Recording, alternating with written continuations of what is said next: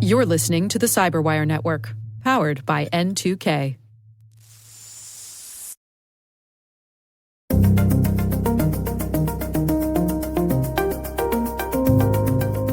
The dating apps all have a very big problem in that they don't do very much to identify users. And that's in large part why I created Marshmallow. Marshmallow is another dating app. There's lots out there.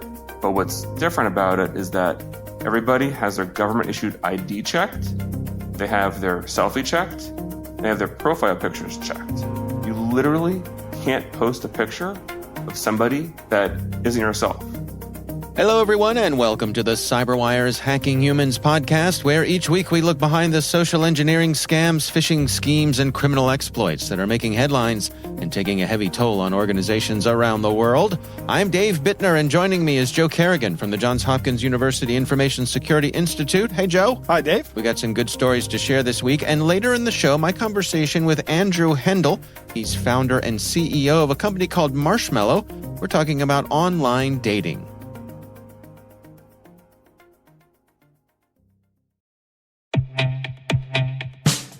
But first, a word from our sponsors at KnowBe4. We're not talking conspiracy theory when we say it's all connected. When it comes to InfoSec tools, effective integrations can make or break your security stack.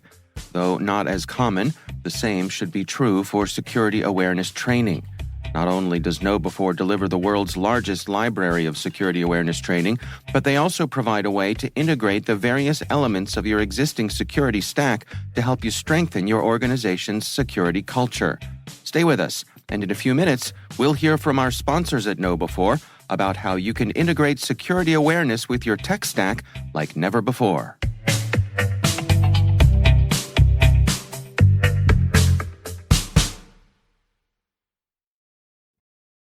All right, Joe, before we jump into our stories here, we've got some follow-up from someone named Gareth. Wrote in with a question. I'll read it here. It says, "Hi, Joe and Dave. I've been getting emails like this for a few weeks from several different email addresses, usually a text string with no special characters in the subject. The capitalization makes me suspect it's supposed to look like a password. The body usually has a number string like the one I've forwarded here. It'd be interesting to get your thoughts on this. I think they're probably trying to get a reply email from a concerned citizen who accidentally got your email with a password and then follow on a conversation from there." Gareth did send this along, and it's sort of a random string of characters in the subject line. Right. What do you make of this? The body is just a six-digit number. Yeah. Looks random. My initial thinking on this is that this is somebody validating a list, a mailing list.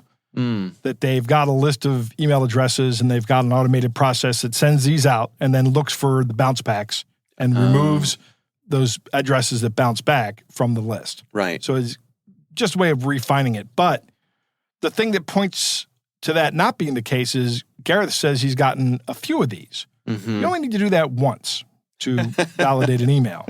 Yeah. You know it's good. I don't know. Gareth might be right that it's an attempt to elicit a response. Don't respond, of course. That's the best thing. Yeah. But I still think this might be somebody churning through email addresses just to verify them. Yeah, that makes a lot of sense to me.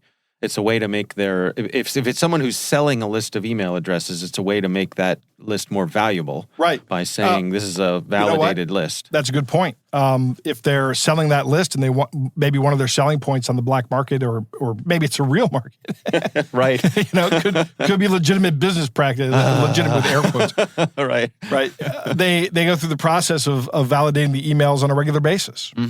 So we validate this every week by sending out an email that if we don't hear back from them, we know that the email is good. It's a good address. Right. Yeah. Okay. Well, that makes sense, and I'll go with that. Yeah. But I think your advice is good. Don't reply. Right.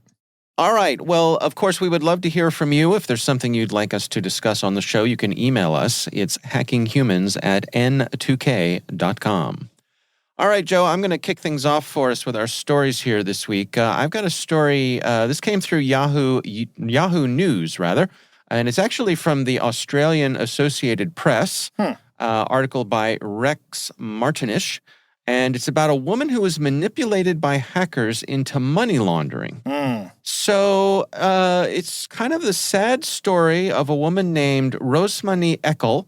She's 68 years old, and she was found guilty by a Brisbane Supreme Court jury of 5 counts of knowingly dealing with proceeds of crime, basically money laundering. Right. Now, the way that this played out is that she had been previously victimized by a hacking group for $600,000. They got $600,000 out of her? They got $600,000 out of her back in 2010. Wow. So 13 years ago. And this was someone, wait for it, claiming to be a Nigerian political leader. Okay. So in 2010, she fell for a Nigerian prince scam for $600,000. That's a lot of money. That's a lot of money. Yeah. It could, who knows, her retirement account, her family, it could just be the money she'd squirreled away over the course of her life. Right. But that is a large sum of money, and she had lost it. A hacking group came along, and I'm going to put odds out here that it was probably the same group. Probably. They knew that they had someone here who'd fallen victim to something, and they convinced her that they could help her get that $600,000 back if they just played along. And so what happened was, over the course of about a year, according to this, it was between May of 2019 and July of 2020, she was basically serving as a money mule. She was using her bank account to be the go-between for funds that were transferred between folks who were cheating people out of money, right, and then sending it on to, the ultimate, who knows, could be another money mule or directly to the crooks here. Some of the attempts to pass money through her account got flagged and failed. There was one they call out here in this article that was $850,000. And that got tagged and didn't go through. Right. What's interesting is that this woman, basically the judge went easy on her. The judge said that she has no criminal history. She'd lived in Australia since 1975 after migrating from Malaysia. And the judge said that imposing a full-time sentence would cause exceptional hardship to her because she, not the least of which, she'd be automatically deported. And her family members rely on her for support. She has a degree in accounting. She works as a paralegal. So other than this, she's had no run-ins with the law and is, by all accounts, a good contributing member to Australian society. So the judge, she was sentenced to 3 years imprisonment, but he ordered her to be released on $1,000 and a 5-year good behavior bond, and that she attend counseling for the next 2 years. So, $1,000, a bit of a slap on the wrist. Yeah. But, and not to mention, I mean, of course, there's the $600,000 that she's out from the original scammers. Right. Right. I guess I think it's good that she got the light sentence that she got, but on the other hand, the judge points out that she knew what she was doing. She's an accountant. She's an accountant, right? She's very familiar with the practice of money laundering. Right. Yeah. Right. But they went easy on her because of the circumstances that they felt like she was under tremendous emotional stress from these hackers who Did she cooperate with the investigation to help them bust more hackers or anything? That's a good question. I don't know the answer to that. I know, the police, it was the large sums of money that were flowing through her bank account that made the bank take notice. And then the bank reached out to law enforcement, and the law enforcement came and knocked on her door and said, "What's going on here?" Yeah, we'd have to have a nice little friendly conversation with you. So I don't know. This article doesn't specifically say whether she cooperated. I would imagine that she did. Right. Otherwise, it wouldn't have had the outcome that it had. But I think it's just an interesting sort of tale that's woven here. On the one hand, certainly she was a victim. Right. On the other hand, she did something that she certainly knew was wrong. Yeah, agreed. But the justice system here in Australia thought that there was extenuating circumstances and decided to go easy on her. I wonder how much she made while laundering money. Actually, that's part of the story here. I'm glad you brought that up. They said that there was no evidence that she had directly benefited from this, except evidently she spent $1,300 on a dental treatment. Huh. So she wasn't taking anything off the top. It seems as though the thing that was stringing her along was the hope that she would get her original sum of $600,000 back. Okay. Yeah. Which, of course, that money's long gone. Yes. Yeah. Any thoughts here, Joe? Yeah, it's interesting that she wasn't taking any money from this process. Mm-hmm. That's what makes me more okay with the light sentence, is that she wasn't profiting. If she had profited and made, $600,000 or even more, then I'd be like, well, there's something else going on here. Yeah. Right? But generally, when you're laundering money for somebody, you take a cut of that. Right. You don't do that service for free. Sure. It's something that has to happen this way. Maybe these guys were really coercive. Yeah. And maybe they were just stringing her along, like you suggest, and say, when this is all over, you can have your $600,000 back. Right. Exactly. Yeah. First off, I'm not going to do this. I hope. God, I hope I don't fall for this. But I'm going to want to see something up front. I'm going to want to see something from each transaction. Yeah, it's interesting. It's a bit of a conundrum there too, because if she were to demand money up front, then that changes the equation a bit. That of the sentencing sure does. Right. So I don't know. Maybe what she really should have done was gone to law enforcement right off the bat when this first came to pass. Yeah. But she thought maybe there was a chance that she'd get that money back. Yeah, I'm smart. I can get this back. Yeah, exactly. Exactly. All right, that is my story this week. What do you have for us, Joe? Dave, my story comes from a listener named Doug, who is a host of a web page online. And that page gets around 15,000 page views a week. Okay. So, of course, hosting this blog cost Doug money. So he started an account with a company called Buy Me a Coffee. You ever heard of Buy Me a Coffee? Yes, it does sound familiar. Microfunding site, if you will. Okay. They partner with a company called Stripe, which is a payment processing company. Sure. And when you have a Buy Me a Coffee account, they can either put money directly into your Stripe account or they can put it in your bank account. Doug uses Stripe, which provides him with some interesting insights. And he got a few low-dollar transactions that failed on his Stripe account. And he sends 5 of them along in this email. Oddly, every single one of them was for $5. Right? And Stripe provides a lot of information about these different decline transactions. Here's one where the status was not declined or failed, but actually called blocked.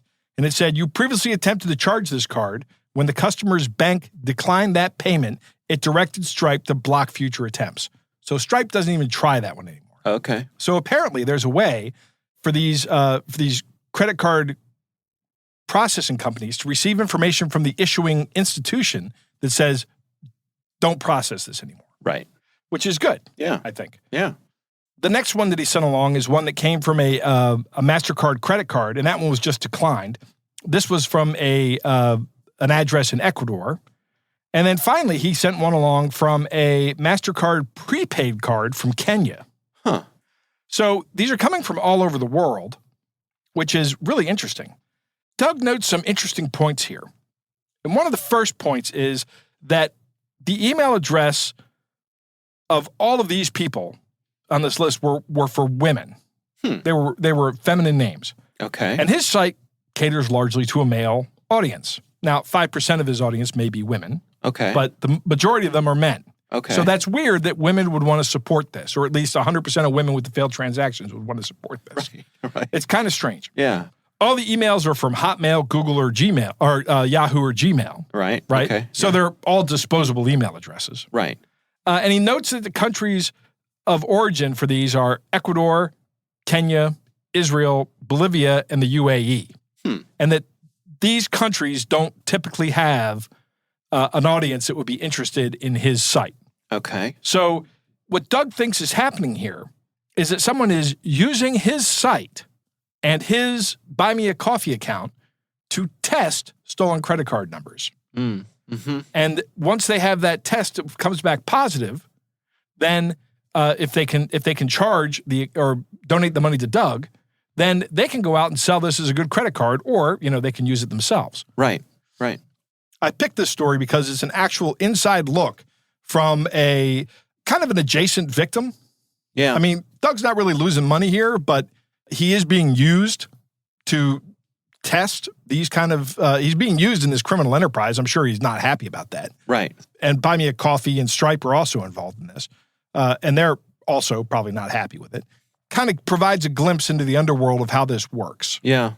Yeah, and it's not surprising. I mean, I think we've covered these sorts of stories before where these folks are out there testing out the credit cards, as you say. Right. And they'll use, I guess that's one of the things with having things be online. It's not like you have to walk into a store and swipe a card. How hard is it to find an online commerce site? Right. It's not hard at all. No. And I guess what they're presuming here is that someone like Doug, who has a small business, literally a small business, right, is using a small service provider that typically handles small payments. So a small payment isn't going to cause a red flag. Right. You might have a dollar value set. Right. So notify me anytime something above $10 happens. Right. Right. But even like all my dollar values are set at 1. Yeah, but like even the Buy Me a Coffee people, their $5 is probably a pretty common transaction value for them. Absolutely. I would imagine that gets lost in the shuffle. Another interesting thing is that this is not something that that requires you to wait around for a product, right? You're not buying something online. You're just giving somebody $5. Yeah. Or maybe $2, whatever. These micro donation sites are a great way to test these cards out. Yeah. They could be, they're a tool that, like I say all the time, a tool can be used for good or it can be used for evil. So here we are seeing it being used for evil. Do you suppose this is something where they could just script it so that they're just spewing credit card numbers at sites like Doug's in an automated kind of way? I'll bet absolutely that it's scripted. Yeah. Sure. Yeah. In fact, I'm almost certain that it is. And if it wasn't scripted, that would be a huge waste of manual effort, copying and pasting credit card numbers. Yeah. Although there's certainly plenty of places where labor is cheap. Yes, indeed. So, that's the case. Yeah. But usually those places are also populated with people who can program. That's true. They can write a Python script that'll do this all day long. Yeah. All right. Well, very interesting. And thank you, Doug, for sending that in. We do appreciate it. Joe, it is time for us to move on to our catch of the day.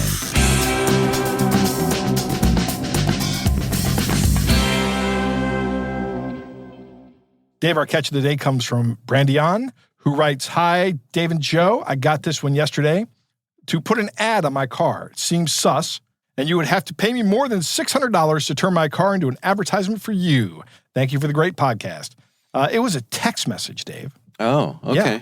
It says, "Hello, would you kindly permit Venom Energy Drink 10-inch logo or sticker on your bike, car, or truck and make $600 every week? Click the link to get started." And then there's a link to an office.com forms page. Dave, I would hereby like to offer my services to anybody that wants to pay me $600 a week to put a bumper sticker on my car about 10 inches long. Sure. Who wouldn't? Who wouldn't? Right. Who wouldn't? This is almost certainly a scam because there are companies that will do this for you, but first off, you'll never make $600 a week. No. I looked around. You're going to make at most like $500 a month. Oh, okay. Which is not chump change. No. But the ad on your car is going to be an advertisement. Right. It's going to be huge. It's not going to be a 10-inch bumper sticker on your car. No, and I imagine those what are they called? The triangular ones you see on top of taxi cabs. Yes. That sort of thing. Yeah, it's going to be kind of like that, but it's actually going to be like all over your door, maybe even your window. Right. It's these things are huge. I see them frequently in Baltimore. Oh, okay. And people have a side hustle. Yeah. They're doing this. Yeah. If you're out there, I don't know, let's say you were an Uber driver. An Uber driver. That's a great example. An Uber driver, or I was going to say like a courier. Right. You're out on the roads all day anyway. Why not make a little extra money Yep. with that. You make more money the more miles you drive. So Right. it'd be best if you were a courier or an Uber driver. Yeah. What do you suppose happens here if you try to follow through on this? That is a good question. I have an idea. What's your idea? Well, I'm going to guess that this is some kind of advanced fee scam where they call and they say, listen, you're going to make $600 a week.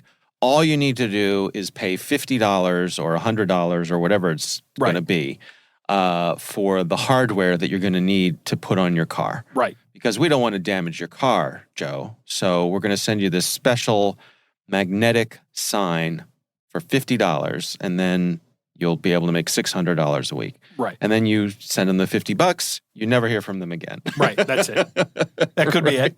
I think that the information you enter in the form is probably also good. I didn't click on the link to the form. I didn't want, in the event that this was some unique link, I didn't want to let the people know that Brandion sent this to us or responded to the link at all. So I didn't do that. Yeah, we got a hot one, folks. Right. Thanks to Joe. And that's when Brandion stopped listening to Hacking Humans because he spent all of his time deleting spam text messages.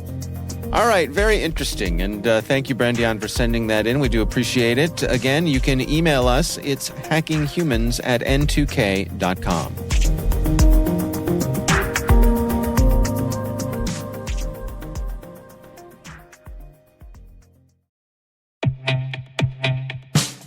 Back to the concept of integrations. KnowBe4's Security Coach uses standard APIs to quickly and easily integrate with your existing security products from vendors like Microsoft, CrowdStrike, Cisco, and dozens of others. Security Coach analyzes alerts your security stack generates to identify events related to any risky security behavior from your users. With this information, you can set up real-time coaching campaigns to target risky users based on those events from your network, endpoint, identity, or web security vendors. These campaigns enable you to coach your users at the moment the risky behavior occurs, with contextual security tips delivered via Microsoft Teams, Slack, or email. With 35 integrations and counting, Security Coach delivers the insight you need to improve your organization's security culture. Learn more about Security Coach at knowbe4.com/securitycoach. That's knowbe4.com/securitycoach.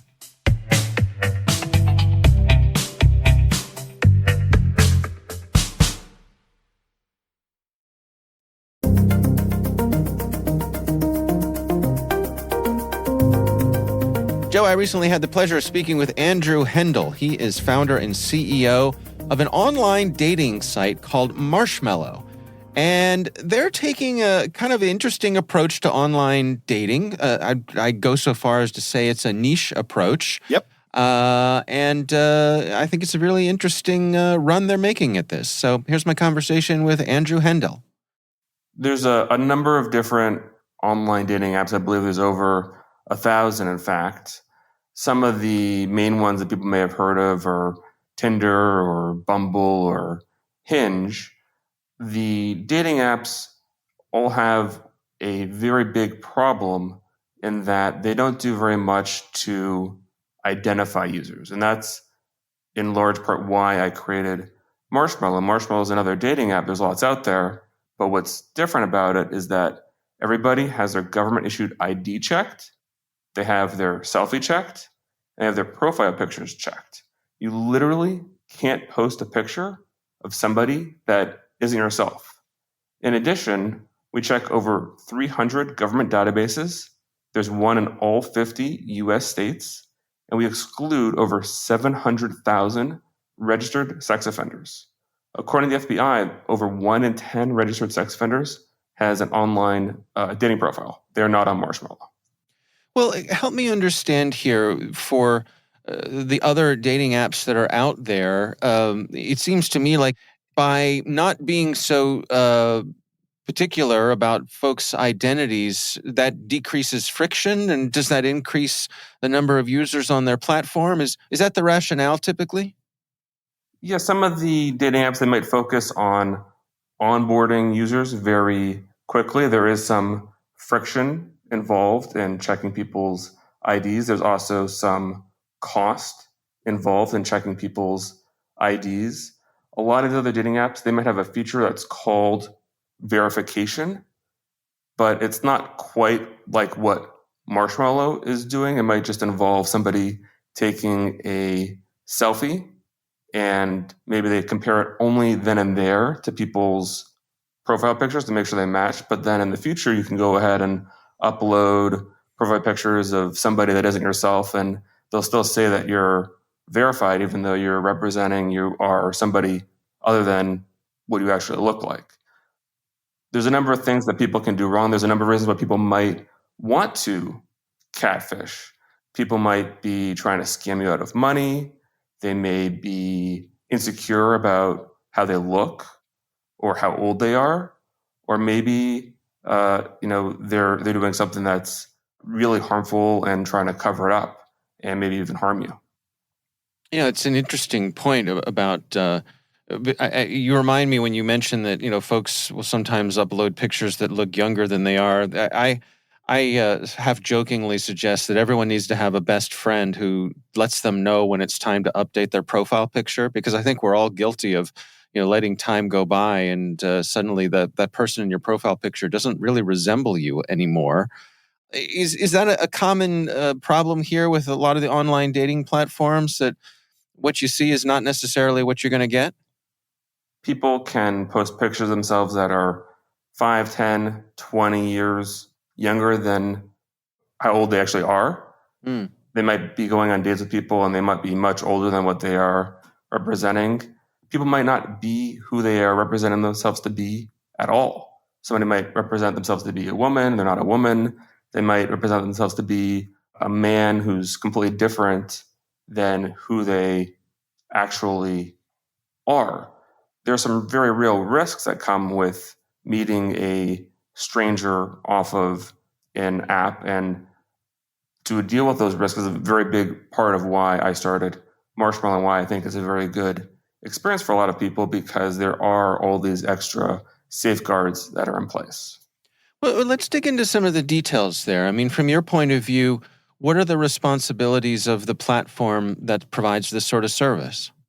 A dating app, they should be verifying people's identities. They should be excluding registered sex offenders. They should be making sure that people aren't posting pictures of somebody other than themselves. The people that you're talking to online, they should be that actual person. They shouldn't be somebody else. I do think that those are all responsibilities of these dating apps. A lot of them in their terms and conditions, they'll say, you can't be a sex offender and join our app, but they don't do anything to check. Whereas Marshmallow, we check, we exclude those people. Where do we stand with dating apps in terms of selling your information? That's a really common way for online platforms to make some extra money. Is that rampant throughout the industry, or are they taking your personal information and providing that to advertisers, for example? I can't speak for other companies. I know that Tinder does advertise, but I can't speak for them. Marshmallow does not share anybody's information with anybody else, and we don't advertise at all. Mm. What are some of the other sorts of online problems that you're trying to solve here with Marshmallow? I mean, what are some of the common issues that folks run into when they're using an online dating platform? So sometimes people will match, and maybe one or the other person will have second thoughts about it. They may not be as interested as they thought they were initially. And the other party, they might send a message, not get a response, send another message, send message after message after message, maybe getting a little bit irritated that they're not getting a response. On Marshmallow, you can't double text unless you get a response. So if a man matches with a woman, the woman thinks twice about it, the guy can't message her over and over and over again. The idea is to prevent unwanted messaging and prevent some harassment before that happens in the first place. Can you take us through some of the process here as you were planning out the features you wanted to include here? I mean, what was the rationale and what was the process? It sounds as though you were very deliberate. Yes, I have a younger sister. She's 9 years my junior. I see some of the risks that she takes when she's going out, as you touched on earlier, she'll always text a friend where she's going, when she's supposed to be back. There's a lot of precautions that people have to take these days when they're meeting somebody online. I wanted to create a safer online dating experience, one that took technology from the banking world. I have a experience in financial services and use that technology to improve the safety for people in online dating. And what are some of the technologies that you're using there? I mean, you mentioned the verifications. It strikes me that this presents a lot of upfront cost for you and your organization. There is a cost to checking people's IDs. Fortunately, with artificial intelligence, some of that cost has come down. Then the hope is that with more value being added to the network, we're verifying people's identities, their ages, we're excluding sex offenders. The goal is to then make some of that up in terms of lower support costs, because we're not going to have fake users, and maybe people be willing to pay a little bit more to participate in the app. It's a free app. Everybody can join for free. We don't charge anything to check IDs, but we do have a freemium business model where people pay extra to get some extra filters that they can use to sort who they're looking for, or to pay to buy super likes, so they are preferentially shown to some people. It strikes me that this is a situation where folks are particularly vulnerable. When they're out there, they're looking to start a relationship with someone. There's a certain emotional rawness that I think can come with that. What sort of recommendations do you have for folks who are starting this journey, who are looking to find someone they'll connect with, but at the same time, they want to do it safely?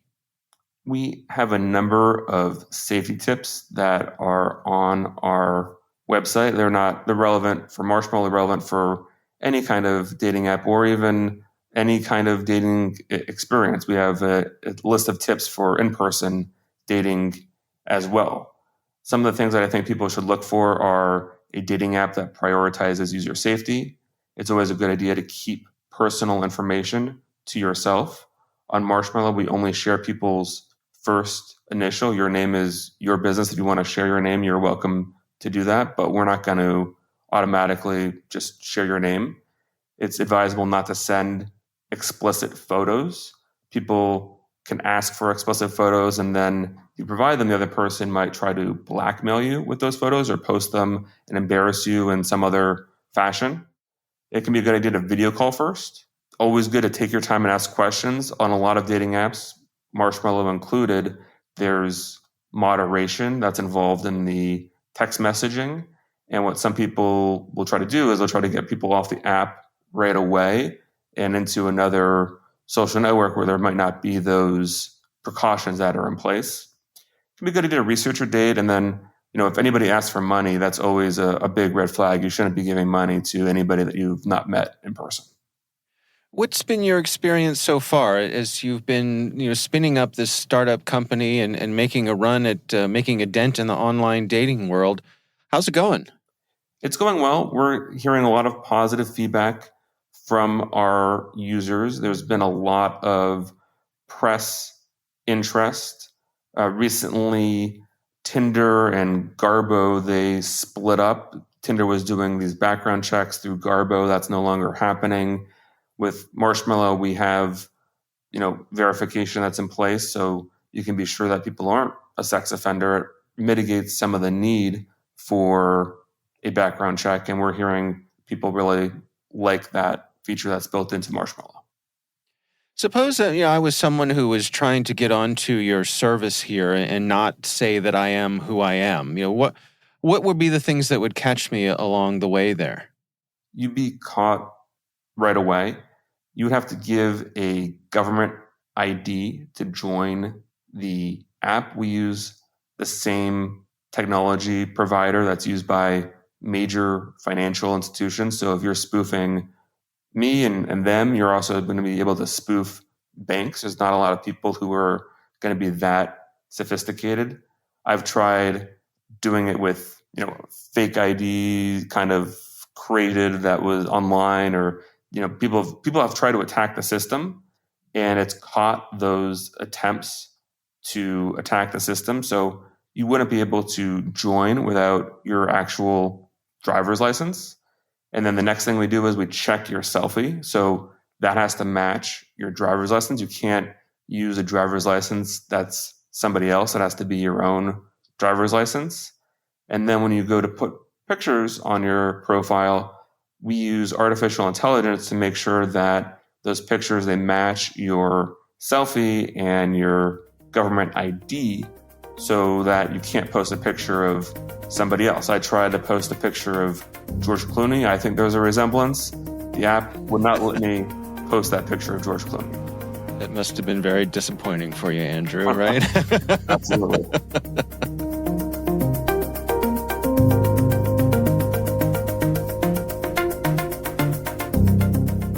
Joe, what do you think? Tons of dating apps there are. Yeah. I mean, you can look them up all the time, and they're always changing. New ones are coming up for special niche markets.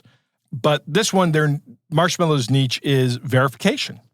Right. Right. And they're using a lot of tools to make sure that you are who you say you are, so that when it comes time to interact with somebody, you're much, much, much more likely to be talking to a real person. Right.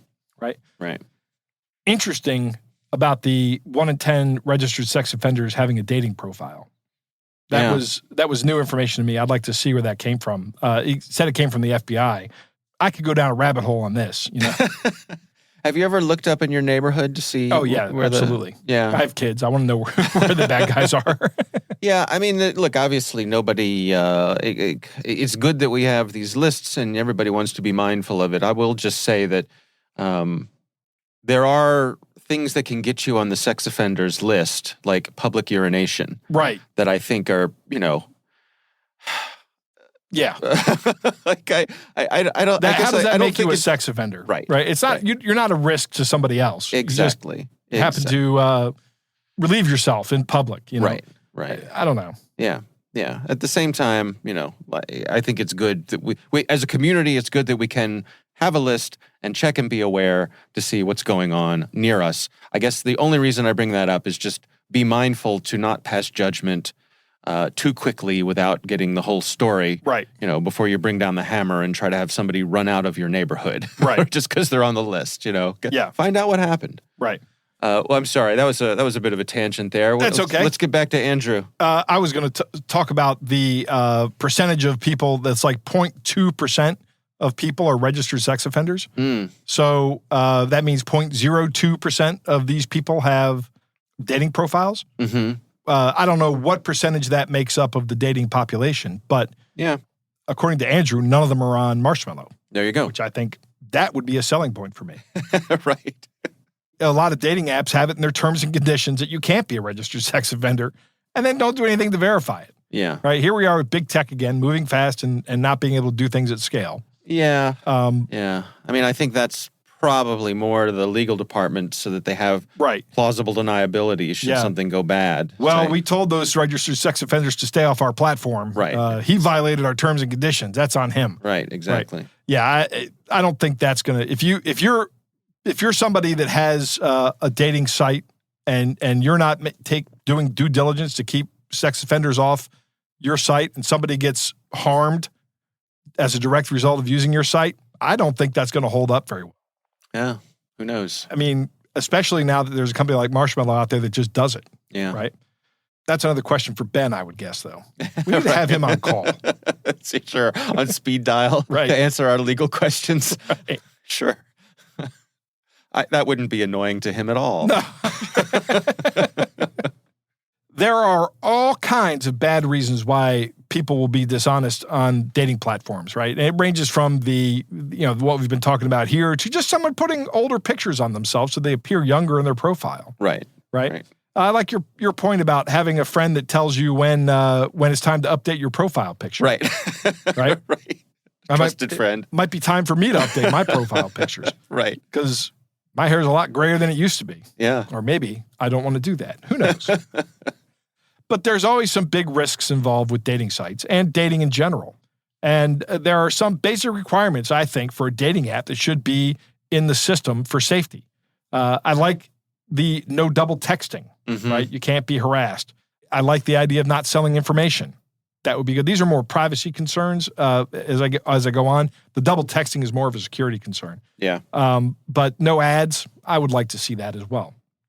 There is a cost to doing this verification up front. But I think Andrew's point is 100% valid, that when down the road, you don't need to go hunting for these bad accounts because up front, you verified every single account. Right. So there is no use case where somebody says, hey, this account's fraudulent. I mean, I think at some point there will be that use case. Somebody will get through the system, but those are going to be very few and far between. Right. And that is going to be a huge cost savings. Safety tips for dating on apps or anywhere, really. Keep your personal information private. I like what Andrew is talking about in how you can keep your religion private unless the person shares a religion with you. Right. I think that's a great idea. Yeah. I think that's wonderful. And you can do that with political beliefs too. Yep. That's fantastic. One of the big things, watch out for platform switches. This is one of the biggest red flags in any scam. Right. Because it doesn't matter where you are. It doesn't matter what you're talking about. If you're on Facebook Marketplace, if you're on Match.com, if you're on Craigslist, somebody starts saying, we need to move over to Signal or we need to move over to Telegram, you're done. Yeah. You're done with the conversation. Yeah. Because that's just how they're going to escape being hammered by those companies, getting the ban hammer, if you will. Right. Don't provide explicit photos. I can't say this enough. I'm surprised that people still do it. But so many cases we've all heard of where this goes bad, even with people that you know and trust. Right. Right? Down the road, you don't know how that's going to turn out. Don't do that. Don't send explicit photos to somebody. Yeah. I mean, I think that is a good safety tip. At the same time, I'm careful not to pass judgment on people, not to yuck someone's yum. No, right? I get it. I know why you're doing it, and it's and maybe it's. I guess it's just one of those things that if you're going to choose to do it, right, be extraordinarily careful, extraordinarily selective, and your care should be commensurate with the amount of risk that is involved here. Right. And if you're sending someone an explicit photo, the amount of risk is huge. Right. Just remember that there's always the chance that is published one day. Right. In an attempt to embarrass you. Right. Or leaked, Or leaked, right. out of control of either you or the person that you're sending it to. Yep, that's a good It happens point too. all the time. Yep. So it's not that you don't trust the other person. You also have to trust everybody that touches that data along the way. The people who own that platform or the people who may buy that platform in the future. Right. Right? That's a good point. Yeah. There's a lot of implicit trust there, and I just don't have that much implicit trust for anybody. Right. Right. I like Andrew's tip about having a video call. Have a video call with somebody. If they don't turn their camera on and they give you some BS reason for the camera not working, or I don't have a camera or something like that, hang up. You're done. That's it. Right. Chances are that's a scam. Everybody has a camera now. Everybody has a camera now. If you're going to meet somebody in person, meet them in a public place and drive your own car. That's another thing. Don't, be ready to leave that area as soon as you need to. And here's a great thing. This happened recently with, I can't remember who it was, but somebody in my family was meeting somebody. And we said, do you need us to get a table at the restaurant? They don't know what we look like. We can be sitting there at another table just in case things go a little bit weird. We'll be there. Okay. So if you have friends you trust, have them do that. Right. Whoever you're meeting won't know who your friends are. Yeah.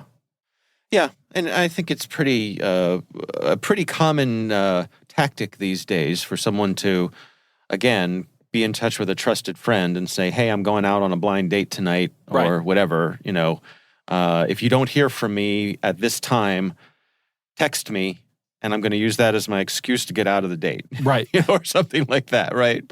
And that way somebody knows where you're going. It's all those safety things that sadly are necessary these days, but you got to be safe out there. Yeah. We used to have a code word in college called the lizard woman. Oh, go on. So, okay, here's how this worked. because me and a group of my friends were all socially illiterate, socially not astute, we miss social cues. Okay. A lot of us do. Right. So we had this plan that if we noticed that somebody in our social group was being hit on by somebody at a party, we would walk up and tap the person on the shoulder and say, hey, by the way, the lizard woman's here.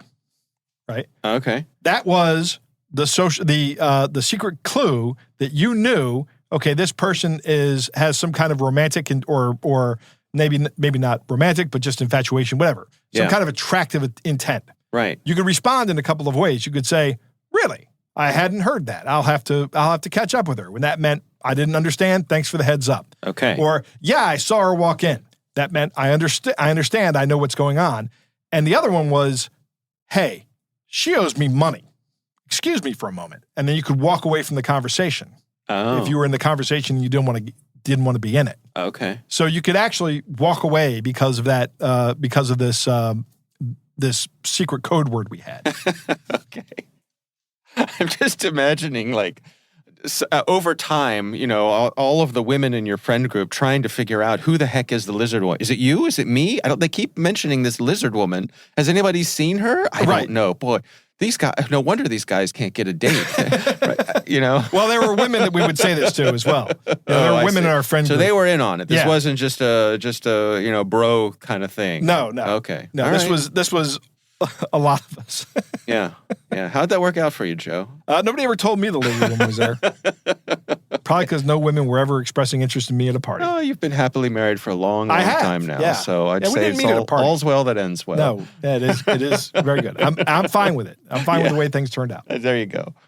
All right. Well, again, our thanks to Andrew Hendel. He is the founder and CEO of Marshmallow. We appreciate him taking the time. When we have guests like this who represent a company, I hesitate sometimes because I don't want it to sound like a commercial for their company. Right. Because in a way, we are promoting the company. Right. But I think the flip side of that is when someone comes along with something that is a clever approach to something that we're all familiar with, and I think Marshmallow is doing this. Right. I think it's worth talking about it in that sort of framework. So apologies to our audience if it sounds like a little bit of an ad for Marshmallow. I don't intend for it to be that. But, right. But they've got some real market differentiation here. Yeah, exactly. And it leads to a good conversation, I think, about some important things. Yeah, hopefully other dating apps will pick this up. Yeah.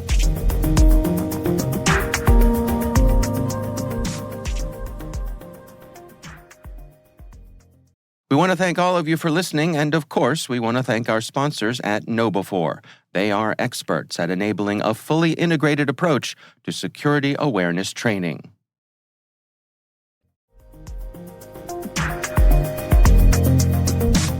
All right, well, that is our show. We want to thank all of you for listening. Our thanks to the Johns Hopkins University Information Security Institute for their participation. You can learn more at isi.jhu.edu. N2K Strategic Workforce Intelligence optimizes the value of your biggest investment, your people. We make you smarter about your team while making your team smarter. Learn more at n2k.com. Our senior producer is Jennifer Eiben. Our executive editor is Peter Kilpie. I'm Dave Bittner. And I'm Joe Kerrigan. Thanks for listening.